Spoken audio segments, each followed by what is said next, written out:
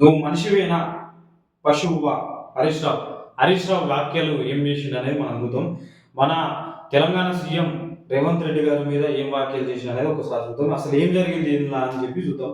BRS అధినేత కేసీఆర్ కు CM Revanth క్షమాపణ చెప్పాలని హరీష్ రావు డిమాండ్ చేశారు. రాష్ట్రాన్ని నెంబర్ 1 గా నిలిపిన ఆయనపై అనుచిత వ్యాఖ్యలు చేయడం సరికాదని అన్నారు. గతంలో కేసీఆర్ ను కాల్చి పారేయాలని అన్నావు. కేటీఆర్ కుమారుడి గురించి నోటికొచ్చినట్లు మాట్లాడినావు. నా ఎత్తు గురించి అడ్డమైన కూతలు కూశావు. రాజకీయాల్లో బాడీ షేమింగ్ ఉంటుందా? నువ్వు మనిషివా పశువువా? అన్నం తినే వాళ్ళెవ్వరు ఇలా మాట్లాడారని రేవంత్ పై మండిపడ్డారు. అయితే ఏమైందంటే లాస్ట్ టైం కేసీఆర్ గారిని చంపిపడేయాలి, కాల్చిపారేయాలి, తర్వాత కేటీఆర్ కొడుకు ఎవరైతే ఉన్నారో హిమాంశు ఉన్నాడు కదా, హిమాంశు సో అండ్ సో అని చెప్పేసి మాటలు అడ్డమైన కూతురు బాగిందని చెప్పేసి వాగుతున్నాడు. ఒకసారి చూద్దాం. నీ దాకా వస్తే గానీ నొప్పి తెలియదు నీకు.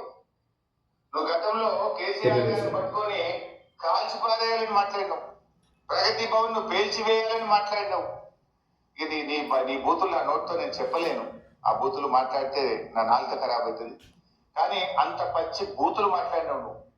కానీ నేనేమంటున్నావు, ఇట్లంటే రాష్ట్రం. అప్పుడు గతంలో నువ్వు అసలు బాడీ షేమింగ్ కు బ్రాండ్ అంబాసిడర్ నువ్వు కదా.